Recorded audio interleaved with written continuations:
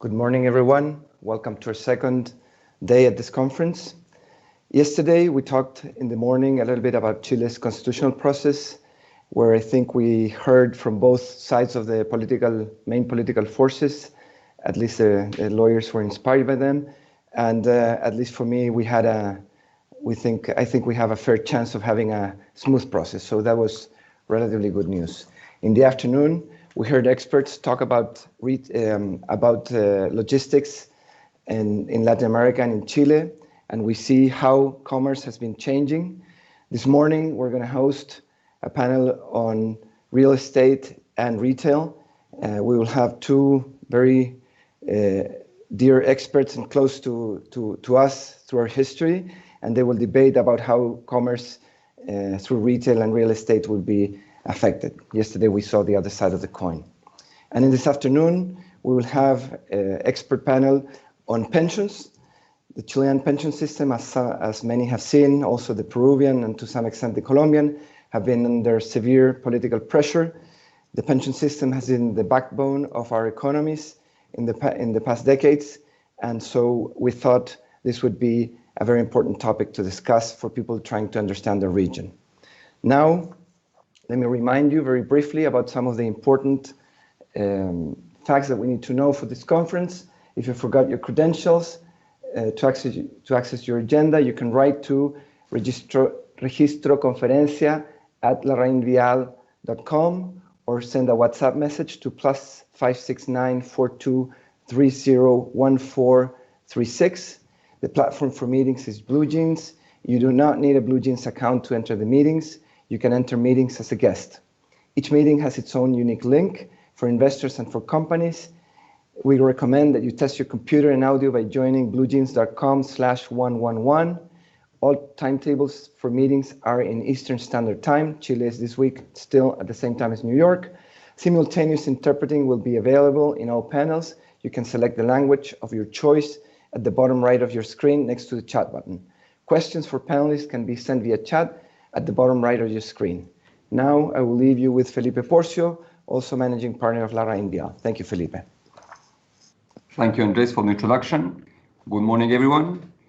Today with Marko Kraljevic, Senior Research Analyst of LarrainVial, we will participate in the panel where we'll speak with Enrique Ostalé and Álvaro Jalaff about retail and real estate in the post-pandemic era.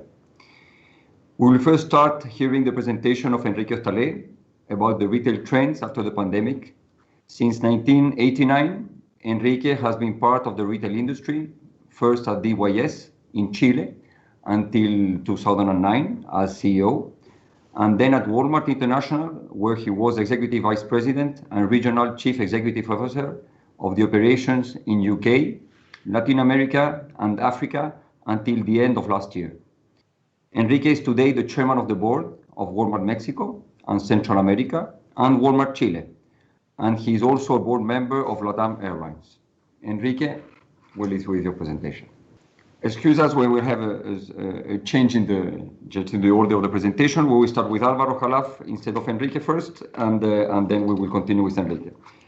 Álvaro is the founder and the CEO of Grupo Patio, an important real estate company with operations in Chile, Peru, Mexico, and the United States. Álvaro started the company more than 20 years ago, developing strip centers first, and later on shopping centers, outlets, offices, warehouses, and so on. Álvaro is also the chairman of the board of the Latin American and Caribbean division of the International Council of Shopping Centers, and also he is a board member of the Chilean Council of Shopping Centers. Álvaro, please your presentation. Thank you, Felipe. Thank you, all LarrainVial team, for hosting me. And sorry, because for sure Enrique needs to go first before me, because experts always go before. And I would love to learn and hear that amazing presentation that for sure Enrique has for us. But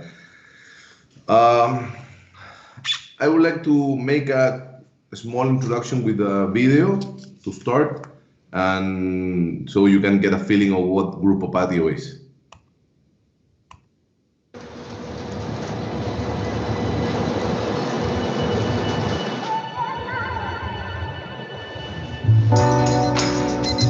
Why do we get up every day? What motivates us to go on? For whom do we do it?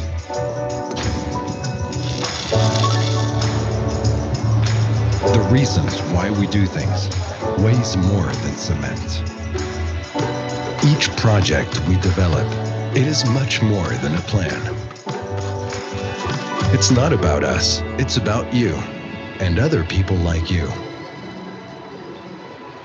We want you to live well. We want you to be close to what you like and to the people you love. We are more than dreamers. We are the people who create spaces that can make your dreams come true. We are. The video we just saw reflects the spirit of what we have managed to introduce into our Grupo Patio in these 16 years of our company. For those who doesn't know Grupo Patio, in a few facts, I would like to say we are an innovating company in a non-innovating industry. We have 5 business divisions, and we are in 4 countries, as Felipe told us, and we have more than 110 assets around those. We could say that we are a revenue-driven company focused on long-term leases, office buildings, industrial sites, multifamily, neighborhood grocery shopping malls, but this does not reflect entire story of our company. We are based on constant innovation around our purpose. Purpose for profit is what motivates us.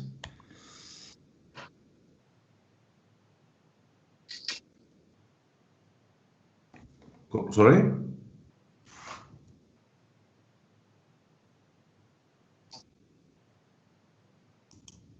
¿Sigo yo?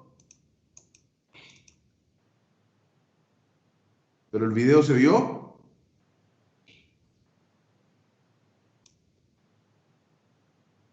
Ahí estamos. We're back. We're back. Yes. Perfect. So as I was telling you, we are really driven of our purpose. We are much more than real estate, and that's what motivates us. So we build spaces to connect people and enrich their lives. It's what we feel, what we do every day.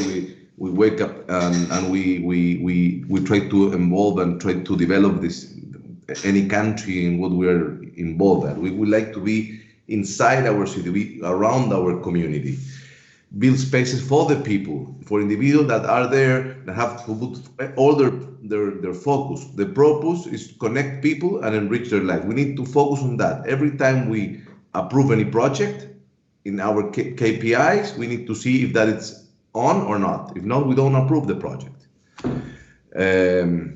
We need to have positive impact in the vision when we open a new project. That's what drives us, and we think that when we have a purpose for profit, everything will come in circle.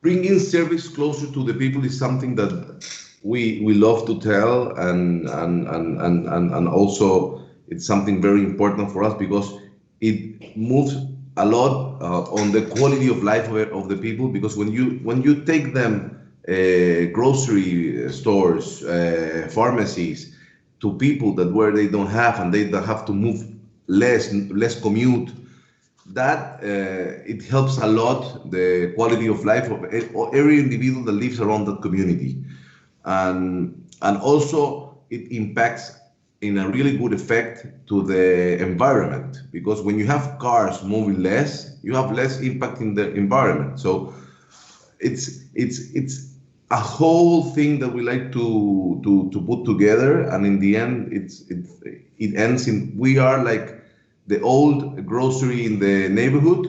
We like to be like that. We like to be facing with quality of life to the people we are around.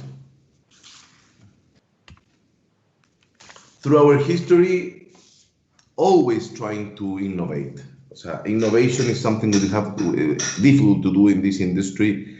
We know that, but we try to when we develop any project, we try to that the project has the environment correct in the zone that we are. This is, for example, a project in the south of Chile, in Puerto Varas. We tried to build it in wood, so it goes within the community. It goes within what it's around their environment, and not a parasite inside of the city. Many positive externalities through our history. Entrepreneurship. We do fairs around our sites, fairs for entrepreneurships and people that want to go on. So we do small fairs in our parking lots to bring people inside.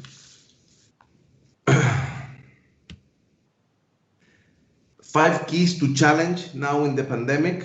We would like to put more. Everybody knows that the pandemic has been quite difficult in this time, and we need to be fast and challenging ourselves every time, every day.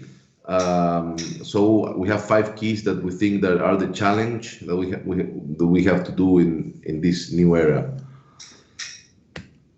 The first one, e-commerce acceleration. We have seen that in all industries and how this has been going. We've seen sales from companies 10 times, 20 times, 30 times in e-commerce side in the pandemic. We think this is going to be something will stay on in a moderate way, but will stay on. This is a long-term pandemic. Timeline overcome, and it became convinced that with this acceleration, certain process change will have to happen, and we will need to be prepared. Contactless payment drive. This is something that it was happening before. A lot of different technologies we were seeing in the market. And with the pandemic, we'll see that going fast along the way, and this we think is going to be here coming to stay, and also it's a good practice because in every way it's optimized the whole process of buying in an omni-channel and a click and mortgage also. Click and collect. It's more about the omni-channel, because when you click and you collect, most of the time, not in pandemic, but in the standard situation, when you collect, most of the time maybe you can stop and buy something else. So click and collect is something that we think it was before, and it will come also to stay in the future, and it will help also. It helps also to be more safe in buying goods, and also it helps the whole logistic of we have seen that in grocery stores. We have seen that in big department stores that have implemented this click and collect service. Hygiene and safety. Well, this is something that it's much more now in the pandemic. We think it will stay not as is now, but for sure we will have it for a long time, because people like to have things when you start doing something, you try to maintain it, but on a big challenge facing retailers need to protect customers from contacting from COVID. And that we have seen how they do it. They do long lines to get into a store. That's why e-commerce has been helping a lot, and click and collect. We saw it before, but people still want to go to the stores. We have seen that when they reopen, and we think that it will continue for sure. It will change. Some big chains have to innovate and move on and try to look. More of the change that we have seen, and we want to see more ahead in the presentation, that are having troubles before this, and the hygiene, it's something that to now need to be very, very smooth, and we are for us it's a challenge now in the reopening, and we are prepared. and all the chains around the world need to be prepared, because supermarkets have been done very well on that, and other chains also.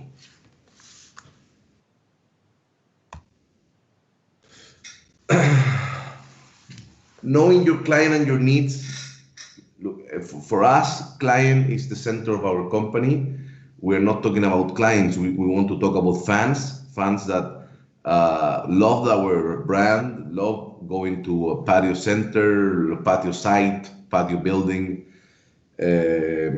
We think that fans are reliable for a long time. Clients, you need to start looking for them and pushing for them, but fans, they can tattoo your brand into their body. So we like to find fans to make our clients fans of our brand and take it out there.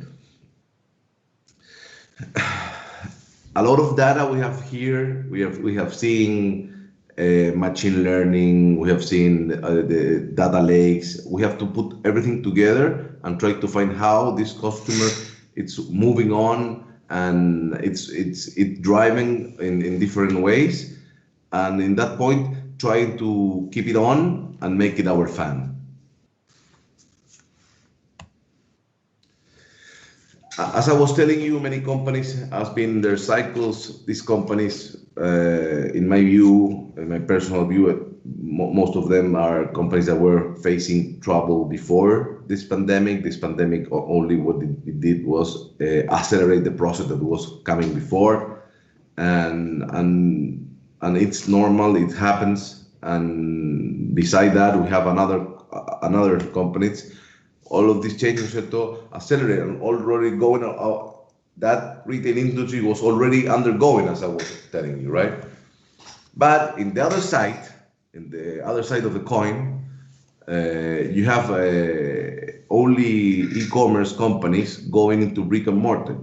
We have seen all these companies opening stores in malls, in strip malls, in retail street stores. Why? Because as they know all their data in the e-commerce, because they come from a data side, they can know exactly where to open a store and how to drive their clients into the store. So when we see an Amazon buying Whole Foods, and we see how Whole Foods has continue working good in his clients, his sales, it's because all Amazon know how to drive their clients, know where the clients are. The same with when we see Peloton. Peloton is an excellent example. In the pandemic, has accelerated Peloton like 10 times their sale or more, because people want to have online. Peloton is a company that has cycles that you can do spinning from your house. Before this, we see Tesla, a company that is open stores in brick and mortar, and it's impressive because he has built like more than 30 stores in the US, and it's continue opening. For 2020, it had 30 stores more to open. For sure, the process stopped a little bit, but we're sure that next year will happen again. And with all that, e-commerce to omni-channel, e-commerce to brick and mortar, this has to combine in a way, and that is a good example we're going to see here in the next video of how Amazon has think this a lot. And I don't want to be without contactless thinking. Nobody knew a pandemic would come, but they had all this system that you can go and set a store and buy. We have a short video. Maybe some of you already know it, but I think it illustrates good what I'm talking about.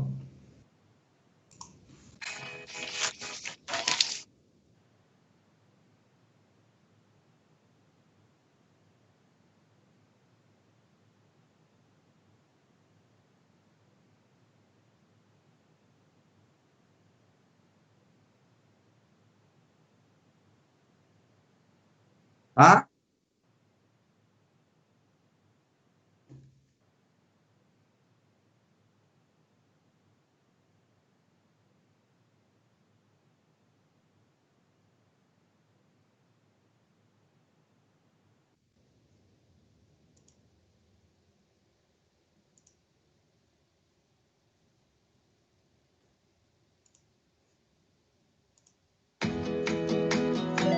4 years ago, we started to wonder, what would shopping look like if you could walk into a store, grab what you want, and just go? What if we could weave the most advanced machine learning, computer vision, and AI into the very fabric of a store so you never have to wait in line? No lines, no checkouts, no registers. Welcome to Amazon Go. Use the Amazon Go app to enter. Then put away your phone and start shopping. It's really that simple. Take whatever you like. Anything you pick up is automatically added to your virtual cart. If you change your mind about that cupcake, just put it back. Our technology will update your virtual cart automatically. So, how does it work? We used computer vision, deep learning algorithms, and sensor fusion, much like you'd find in self-driving cars. We call it Just Walk Out technology. Once you've got everything you want, you can just go. When you leave, our Just Walk Out technology adds up your virtual cart and charges your Amazon account. Your receipt is sent straight to the app, and you can keep going. Amazon Go. No lines, no checkout. No, seriously.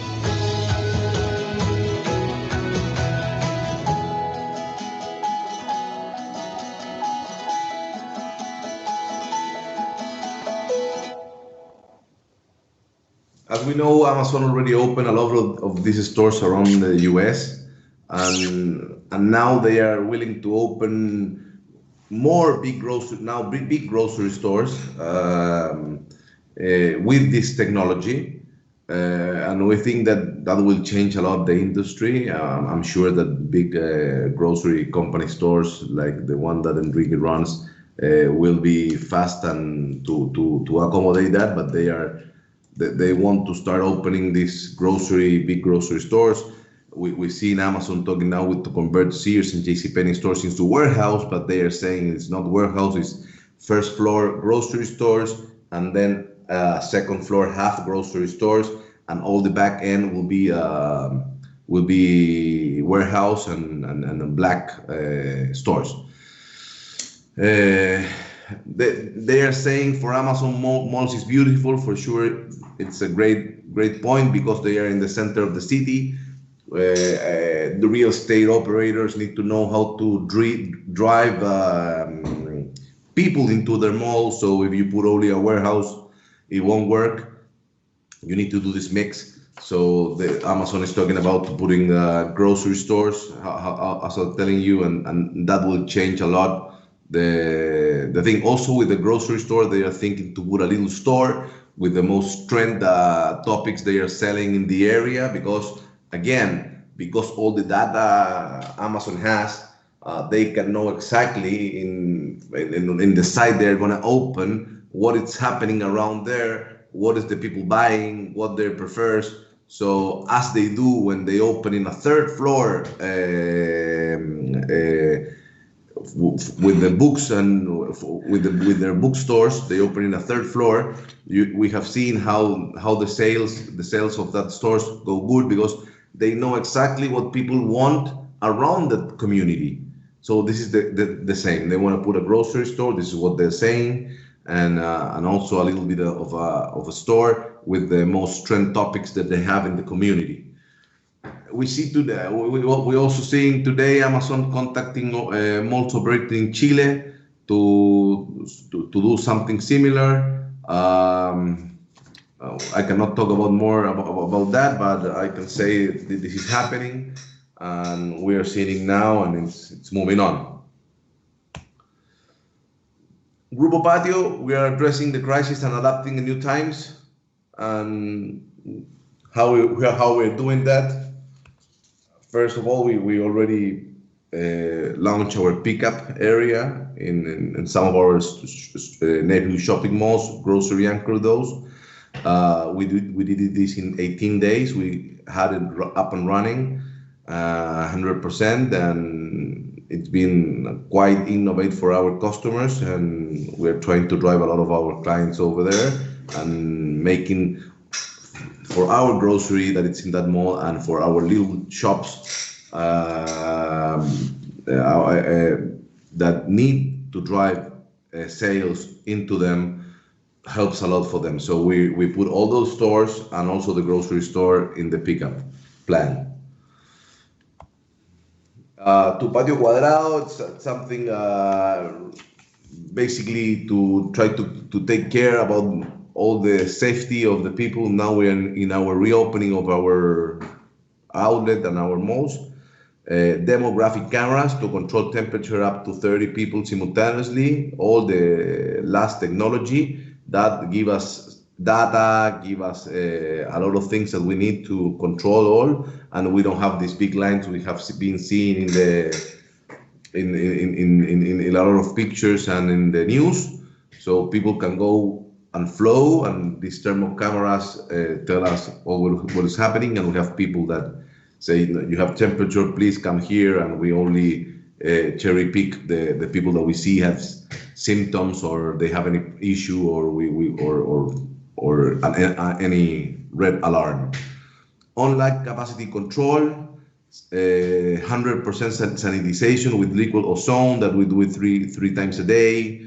Portable and contactless hand wash around the malls, flexible operating hours for all the people, limited capacity in the elevators and in the stairs, proper distance at the cashiers, trying to also implement rapidly the contactless payments, food court only delivery and takeout, signature information around all the mall, and complete digital intervention in every space of the shopping center with signaling and everything. So also we have more capacity of people telling you what to do and how to guidance you, but what we try to do is that the client experience is mostly the same experience we did before. Patio Anfitrión, Patio host is it's something we're really proud on. It's innovation that we're running now, and but basically what we do, it's we have a host in the grocery anchor mall, in our strip mall, that is from the community during the day hours, and so he knows exactly the people, he knows how it moves, and we do three things. One, we have the community inside the mall. That is something very, very, very important for us, the community. We have been working with the community since we started, and that we saw it in the 1810, and we are experimenting that also in the pandemic. Second, we think that people, when we come into the mall and see a host over there, that most of the part will tell you by your name and will help you in all your needs. And third, he will help us also with the smart systems and to control all the things that happen in the site. Today we do that with other people, but we think with this host that is more capable, with more intellect also knows, he will bring a lot of good energy and good experience again to our customer.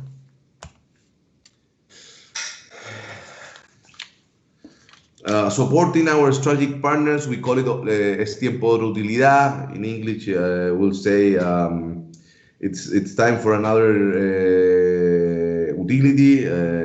No, it's and Profit. Profit. Thank you. It's time for another profit. Thank you, Andres. And why we say this? Because we think in pandemic, it's really where companies, you see how they are made of, and we wanted to make a difference. We wanted to be like we try to be in all our life. Of course, we have commit errors in our way, but mistakes. But we think that doesn't stop us to try to do things how we wanted to do it. And this focus in helping our strategic partners, not charging in rents in the middle of the pandemic, helping with loans at zero rate, also helping them with mentoring, with coaching, with emotional mentoring. That one of the most important ones was that we have had more than hundreds of emotional mentorings, and it's incredible how they engage with the brand, how they engage with the company, and how they are happy of this process, that it's in the way helpful for both of us, because they are happy. They can drive their small shops in a way different, taking decisions in a complex moment, and they engage with our brand. They engage with the company. They really feel that we are a strategic partner.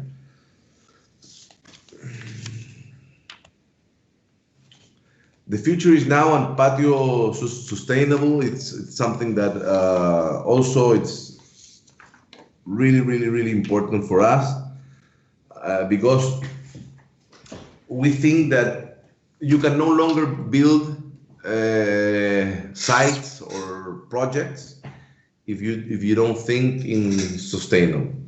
And this is something where we were talking about communities before. It's something that we do every day. When we start our project, we already know all the neighbors, the community neighbors, the firefighters, cops around the city. Everyone, they need to be involved in our project, and we need to know what they need, what they want. In future projects that we are building, we are making them part of the decisions on how it's going to be the look and feel of the project. So this is something that it's not a part of the company. It's not an area. It's something that goes around the whole company, and it's driven by the operational guys. It's something that it's in the heart of our company. It's something that it's completely permeable to all the company. So we think that this has been part of the success of the company, and it's going to be part of the success of the future, and it's what the people want now in Chile and in the world. With this, I am trying to stick to my time, and I'm gonna finish with a short video to show you a little bit more of what is sustainable. We're gonna show you about a project that is in San Joaquin. San Joaquin also, it's near La Legua. La Legua is it's a dangerous area in Santiago, and we think that making cities along and making city more fair, it's something that drives us and will help us also to build a better future. Grupo Patio is a dynamic, cycle-defying, multi-format real estate company. Through 5 business areas, we look to satisfy all of the market's needs. We have more than 106 active assets throughout Chile, Mexico, and Peru. Our team's goal is to bring people together through innovation, creating a positive impact on the communities in which we find ourselves. La Fábrica Patio Outlet, now a commercial enclave, was born out of our desire to do things with purpose by repurposing an iconic and disused 70-year-old former textile factory in downtown Santiago.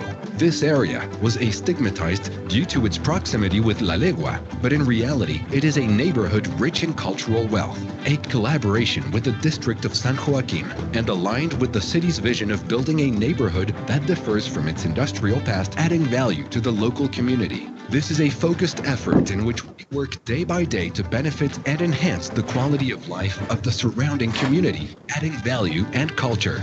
our desire to take this commitment one step further, we partnered with Foster & Partners, one of the most prestigious architecture firms in the world and a pioneer in energy-efficient and environmentally conscious developments.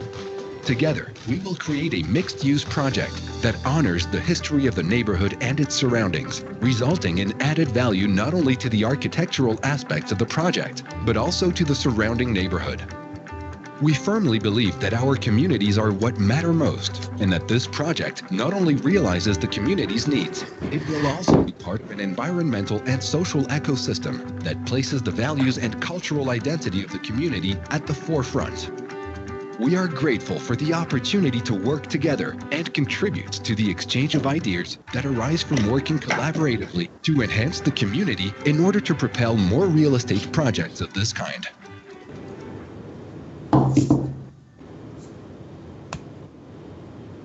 Well, thank you, Felipe. Thank you, Andres. Thank you, LarrainVial and all the team. This is what we see in the challenge of post-pandemic and the challenge of in the real estate industry we're seeing forward. Thank you, Álvaro, for the presentation. Before starting Enrique's presentation, just one question. You mentioned in your presentation that Amazon was looking to convert old Sears and JCPenney stores to warehouses. What do you think will happen in LATAM with big box stores? Do they still make sense post-pandemic? How flexible are the, in that case, how flexible are the rental contracts with these operators in terms of triggering a reduction in square footage? What we've seen in the US, they are trying to take some Sears and some JCPenney's. We see in the newsletter yesterday. That's why I can tell you that they are contacting Chilean malls. Remember Chilean malls? They have along in Chile, Peru, Colombia, and are all around Latin America. And I think that they have, as I was telling you, they are a big department store in e-commerce, and they know what the clients want in their neighbors. So what we have to do is, what I think it's, yes, Amazon, it's one point that they will help their department store. What I think in the department store, they have to reinvent themselves for sure. They have to help with the e-commerce. I think most of them have been doing that. We've seen Falabella with Linio doing a great job, but I think it's still we have a lot of things to happen. But yes, we will be needing that support, and we will be needing a change on that big boxes, because big boxes. If we see the US or we see Europe, and most of the time we say when Latin America they go before, it's coming, but I think it's come in not right away, because when you go to cities of Latin America where they don't have total access to internet, all Latin America is not quite let's say modern like some of the cities. So in that ones, I think big boxes will still survive for a while, but they have to, of course, reinvent their world. And regarding the rental contracts, do you think it's possible to change that, or? I think that question, it's you need to ask them. I prefer not to refer to that. It's a quite controversial situation now in Chile, as you have seen. But I think we need to be always flexible. That is what I can tell you.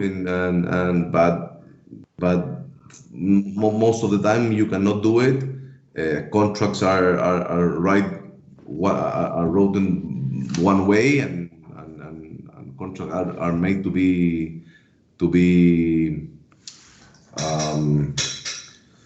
accomplished. Perfect. Thanks. We will start now the presentation of Enrique. Because of the technical situation, we will have to change the way. Basically, we will see a presentation. Enrique will be comment his own presentation. Enrique. Okay, thanks. So good morning, everybody. Thank you very much, first of all, to LarrainVial to invite me to this conference to give a look of how, in my view, retail is evolving and how it will be positioned after the pandemic and the changes that it could experience at the end of this crisis. That is not only a health matter, but also a very serious economic crisis affecting many middle class and low income families for a period that it may not be short. Next one, please. So if I wanted to start just with the big picture, I look from a little distance of the basic component that make up modern retail with an emphasis on food retail, of course, which is the industry that I know best because before going into the details, which, as I say, is many in this activity. Next one. A very important feature is that an important part of the business has not been quarantined, especially in food retail.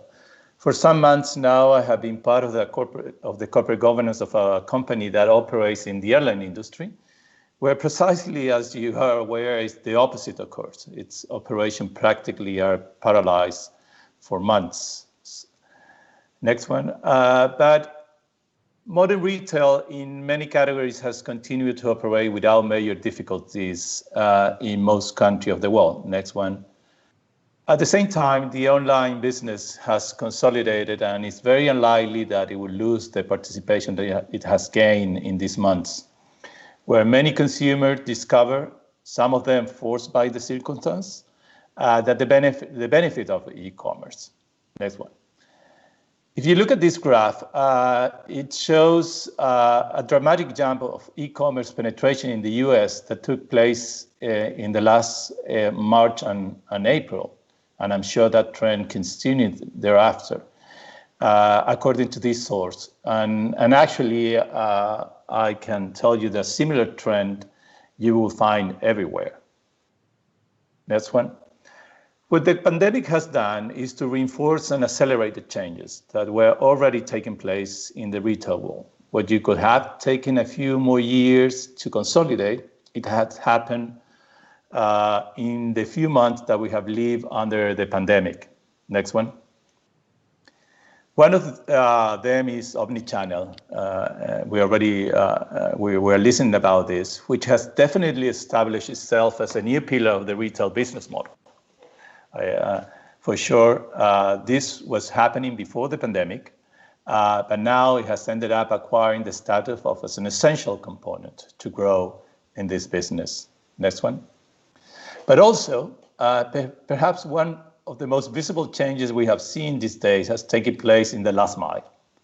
Delivery, a word that has suddenly been incorporated in our everyday vocabulary, has taken on a new role that is increasingly important. Next one. In times of confinement, it has been operating at full capacity, making life easier and more bearable. However, adding this new intermediary between retailers and customers create new challenges, not only regarding who will pay for this service, which is expensive. You can imagine it's having a personal shopper, it is expensive. But perhaps even more relevant is who will own the customer and its information in the long run. Next one. As I have said, retail was being impacted by these mega trends before and the pandemic, but in the last few months has accelerated. And in some cases, we can definitely speak of consolidation. Next one. The changes that were already underway come from the accelerated changes that society is experiencing in the 21st century. Let's take a brief look of those that, in my opinion, are the most important. Next one, please. The first one is what I will mention is the aging of the population, which drives the demand for health-related products and services. We're just talking about baby boomers getting older and older. This generates a transformation from point of sales to point of interaction, investing in new service in the store, plus other point of contact with the customers, such as health and other support service. Next one. Let's not forget that the world's population of aged 65 and over would reach 14% in 2025, according to the United Nations. That is only 5 years. That is in only 5 years. Some countries in Latin America, such as Chile, that proportion could even be higher. Next one. Then there is the downsizing of households, which discourage cooking and weekly bulk shopping trips. As homes is redefined as a less social place, social activities will move further into the public sphere, including catering. Next one. Third, the more stressed, health-conscious, and elderly consumers seeks wellness and self-care.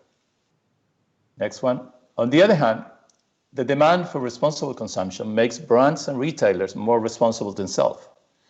Retailers are under pressure to develop and support more sustainable and transparent products and practice. My own experience at Walmart allows me to say that this is one of the most virtuous trends that has taken place in retail, at least since I started working in the industry more than 25 years ago. That's one. Another important change is the diversity of society, which is increasingly being expressed in consumption, creating space for differentiated assortments. The growing cultural awareness creates opportunities to differentiate, which ends up influencing even the allocation of space at point of sales. Next one. Consumption patterns are changing based on the changes mentioned before. Therefore, attractive content and quick accessibility are now crucial to capture consumer attention. Retailers are in a race to meet high expectations for a fast, frictionless experience, whether it's in-store, online, or a combination of both. Next one. In fact, consistent with previous trends, we see the customers value the shopping experience more, which becomes decisive. In reality, more of your choices is becoming less about the product, but about the experience. This drives a preference for retailers who go beyond the products and conceive a comprehensive value proposition. Next one. Experience versus just the act of buying products has become so important that according to a recent study by Edge, 4 out of 5 millennials in the US give preference to the shopping experience over just buying. Next one. But the preference is not restricted to millennials. Now, with the pandemic, the shopping experience is associated with health aspects that previously were mainly focused on food safety. Those who are most sensitive to this are the adult and elderly segments. The experience of buying in the store will be greatly influenced by the way health security is available and guaranteed, at least for a while. Next one. In relation to formats, consumers are increasingly leaning towards more proximity formats and online shopping. Next one. Not surprisingly, in this graph, you can see that large area formats have a lower performance than proximity stores and e-commerce. These, of course, are average, so within those, there are companies that are doing better in large stores than others. Next one. There is another important factor. Middle-income households will now be financially vulnerable, suddenly in debt, or unable to absorb unexpected expenses or sudden drops in income. Next one. As aging population and labor market disruption put pressure on middle-class incomes, consumers' confidence becomes fragile, and buyers will show increased price sensitivity. Retailers will need to refine their assortments to offer affordable quality and low prices for that segment of buyers. Next one. In fact, during the pandemic, many consumers have already substituted higher price items with lower price alternatives, such as retailers' private label products. We're seeing a growth in private label sales. Next one. What we see is that the pandemic has deepened and accelerated all these trends that I have shown. In any case, COVID-19 will result in transformational changes, creating new trends that will also be part of future retail scenarios. Next one. For example, a return to everyday household consumption, to the kitchen to make food, even bread. We see a lot of people making bread at home now. Although it remains to be seen whether this behavior will continue after the pandemic. Next one. But for the moment, what it does is intensify competition to capture spending on food and household products. And you see all the players, how they're having an even bigger focus on food. Next one. In fact, according to a recent study carried out by Edge, food service and entertainment will see the largest increase in share of consumer spend by 2024. Next one. In a recent study, when consumers in the US are asked about categories that they have purchased online over the past 3 months, you can see that apparels, diapers, paper towels, and grocery dominates. Next one. Based on the changes that the household has undergone and the aging of the population, convenience also has taken a new forms. Next one. And it's challenging the traditional formats. Next one. On the other hand, the sustained growth of e-commerce redefined shopping as we have known it so far. Next one. But it's not just that more customers are shopping online rather than in the store. It's not a simple transfer of purchase from one channel to another, but rather a change to the virtual world that impacts behavior, which is not always the same as in the physical world. The purchase drivers, such as the impulse buying, for example, are also changing. Another good example is the role of influencers or advertising in the digital world. Next one. But let's move to another important ingredient of all these trends, technology. The role of technology, and sorry for the misspelling there, is provoking and or accelerating these changes and trends. Next one.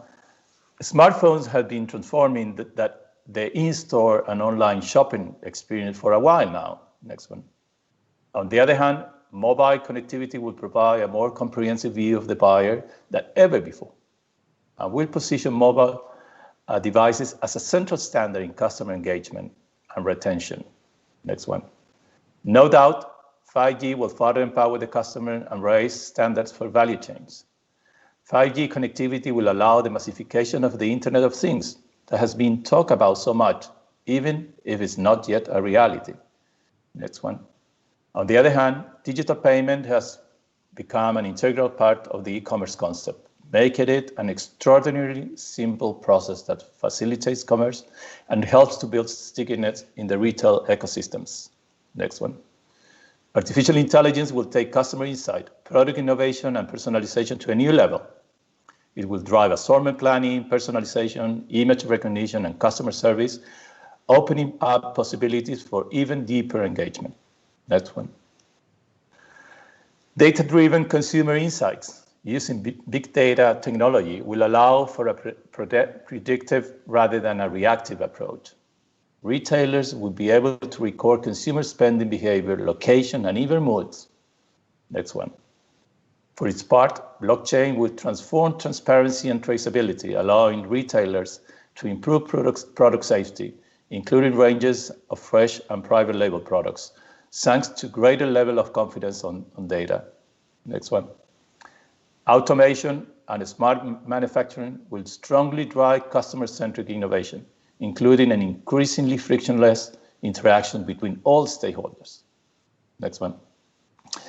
But given all this, how are retailers reacting? What are they doing? Next one. Let's try to project all these trends in two major competitors and show Walmart versus Amazon. Next one. Walmart represents mainly so far the brick-and-mortar retail, stores and supermarkets that are reluctant to leave the market because consumers have not abandoned them in the first place. Next one. And Amazon, for its part, is the leader of e-commerce that's continued to grow successfully and is embraced by an increasing number of consumers. Next one. Beginning with all the changes taking place in customer behaviors and preference, together with all the technological innovation, is this a fight for survival where only one may succeed, or is a cohabitation? That's the question, at least I'm asking. Next one. Is it a confrontation in the market to win it all, or a cohabitation of two forms of retail that the consumer will use according to the circumstance and their best convenience? Jeff Bezos' dream was the everything store, but perhaps also is the everybody prefers store. Next one. Another click, please. Look at how each one is trespassing. No, go back. Go back. Thank you. Look now how each one is trespassing their original frontiers. Walmart betting heavily on e-commerce and omni-channel, and Amazon buying brick-and-mortar retailers or opening physical stores, like the new fresh market in Woodland Hill in Los Angeles, plus trying to gain online share in food. Next one. There you have Walmart US partnering with Shopify to expand its marketplace business online. And now we learn that it has teamed up with Microsoft in a bid to buy TikTok. Definitely interesting development. Next one. For its part, Amazon buys the high-end supermarket chain Whole Foods for over $13 billion in 2017. It is almost impossible to think of a more brick-and-mortar business than Whole Foods. It will be interesting to know how Amazon feels about this acquisition nowadays. Next one. Even when we're talking about shopping online, Amazon and Walmart are reigning, as you can see in this graph. Although with Amazon keeping a very strong lead. Next one. If we trust this source, judging from this survey, which is a very recent survey, in the last 6 years, about lowest prices, assortment, and convenience, Amazon seems unbeatable in terms of value proposition in the e-commerce business in the US, and Walmart, among several others, still lagging quite far behind. Next one. So, although it's hard to make any prognosis about where they will be in 10 years' time, based on what we see today, both may continue to enjoy very good health. These are two extraordinary companies that know how to do their business very well and learn quickly to innovate and adapt to the new scenarios they're facing, including the challenging one that the world is experiencing right now. Next one. But let's see what the capital market thinks about the fate of both retailers. Never an opinion to be dismissed. In 2010, the market capitalization of Walmart was more than $100 billion over Amazon. But things have changed dramatically since then. 10 years after, it is Amazon that is leading with impressive market cap, multiplying it by more than actually today is 21 folds. Last week was 20 folds, today is 21 folds compared to 2010, where Walmart, as of today, after the TikTok announcement, just slightly doubled that value. And the question here is, in my opinion, is, do we believe that the stock market has declared a winner already? Or definitely there are very different business models behind with space for both? Next one. To finish, I want just to leave you with the following ideas. Next one. From the perspective of the customer, the consumer, next one. Proximity, price, speed, and convenience are essential. Conscious consumption is making its way, and on the other hand, brand loyalty is eroding. Next one. From the retailer perspective, next one. Next one. Positioning in the market needs should be increasingly clear. On the other hand, e-commerce is going to stores. And let's not forget that definitely retail is now part of an ecosystem. Next one. And from the perspective of the brand, next one, data-driven innovation is vital, as much as go-to-market flexibility is essential. It should be noted that analog consumers are going digital, a trend that accelerated in recent months and that brands can no longer ignore. Next one. Thank you very much. Sorry for the technical problems, and thank you, LarrainVial, for inviting me to this conference, and we're happy to answer questions during the Q&A. Thanks. Thank you, Enrique. Let's now start with the Q&A section. One question, Enrique, regarding corner shop. In the past 3 years, the relationship between Walmart and corner shop has radically evolved. Starting, we remember some years ago with the announcement of the merger that could not take place after the negative from the Mexican antitrust regulator. The two companies then opted for a commercial alliance. And finally, after years of agreement, Walmart announced the end of that alliance, and Corner Shop announced an alliance with a competitor, with Cencosud. Could you comment a little more on the rationale behind this decision and the next steps for Walmart to replace the last mile alliance, and also additionally in other countries, what are the last mile models for supermarkets you find interesting to look at? Yeah, I think I mentioned in my presentation when I was talking about delivery service, and I said there were two main challenges that retailers in general are facing with delivery business. One is about who will pay for the service, and we all know that that is not an inexpensive service. In the case of corner shop, what you are referring, it's a personal shopper service, which goes and buy for you, pick up the products, call you in case there is any issue, and take all the stuff to your house. And as you can imagine, that is expensive. So the first question is who will pay for that? The customer, the retailer, and is adding it's not a small cost that you're adding with that service. And the second challenge, as I mentioned, is about who owns the customer. When you have somebody in the middle between the customer, this is a corner shop customer, or is a Walmart customer, or Cencosud or Jumbo customer, and everything is behind that in terms of the information, behaviors, etc. So, and of course there are open questions. I'm not. I cannot tell you what is the right answer for both questions today. And what is public about what Walmart Chile announced is that they decided to focus on their own service, and they do have quite a strong omni-channel proposal for the customer, where not only makes on demand, so home delivery, but also includes pickup stores and all sort of combination between online and offline.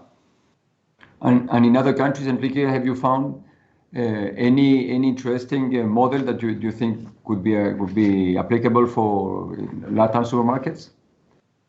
In terms of delivery? Yes, of last mile. In general, all these services are a copy of others. So when Instacart started, many copy them.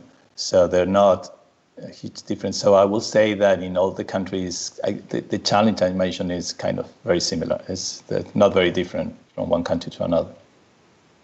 Okay, thanks. Marko? Álvaro, this is a question for you. In line with the arrival of corner shop, several companies have sought to carve out a space in the last mile logistic industry. And everything indicates that given the LATAM characteristic, especially its low development of logistic infrastructure, it will be precisely these last milers the main tool in deleveraging products to local cost consumers. What's the role that brick and mortars will play in this new logistics scenario? Well, I think it's a great question, but last mile deliveries, they need to have the sites. They need to have the inside, because it's the last mile. So if you don't have the site, you don't have in this part of the grocery in the middle of the community. It's very difficult to get on. We were talking about the cost of delivering, right?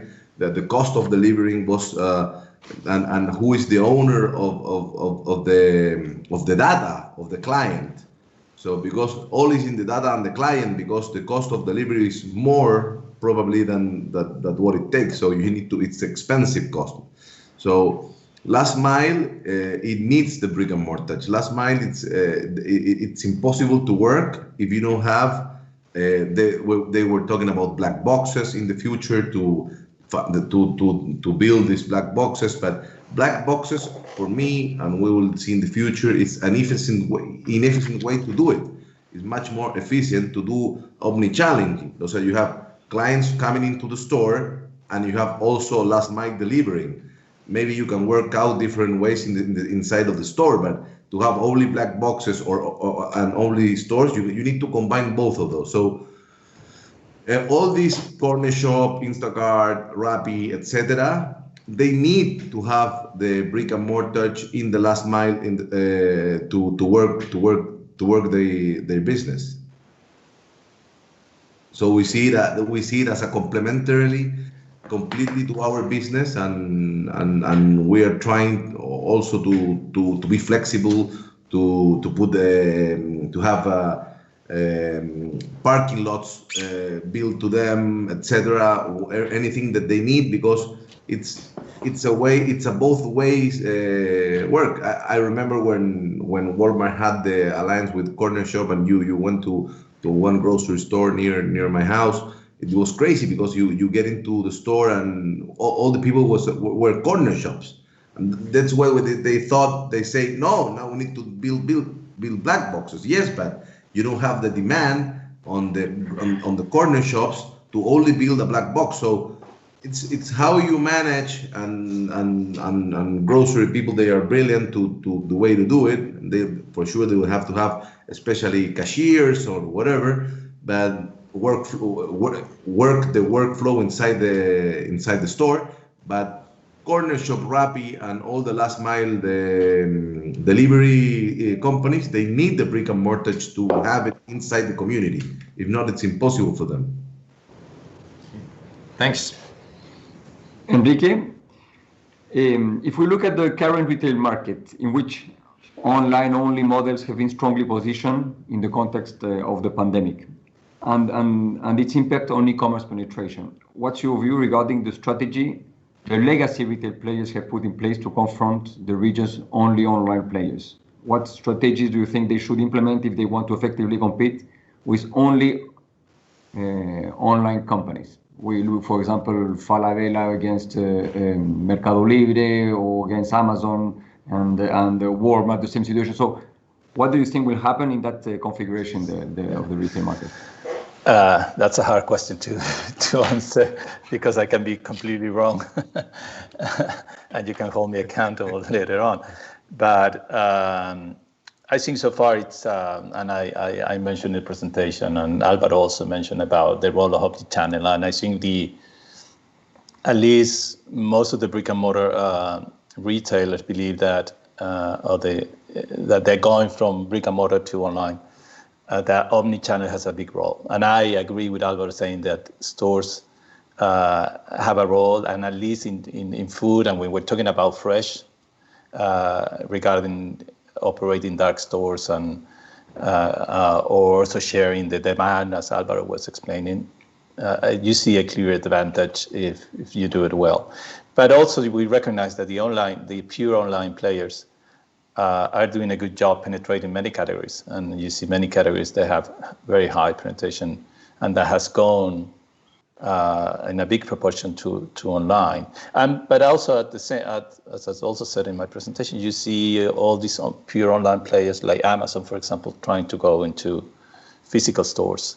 They just a few days ago they announced this fresh market in Los Angeles, in the US, which is another. It's kind of interesting because they have Whole Foods. They were supposed to be their fresh store, but they say that I think Whole Foods is too high end, and so they wanted to have something that to focus more in the middle to low. So I think they're trying to get answers to the questions. I'm not sure what is the right answer, to be honest. But I trust, at the end, as I said in my presentation, I trust that both Amazon and Walmart will continue to develop trying to develop new answer to exactly that question, which is key. Okay. Enrique, Álvaro, thank you very much for your presentation. On behalf of LarrainVial, we want to thank you because it was amazing and very interesting to speak about the retail and the real estate. And thank you all of you now we let the meetings, the one-on-one meetings will start in a moment. Thank you very much. Thank you. Thank you for the invitation. I'll be happy to. Bye, take care. Bye. Bye-bye. Thank you.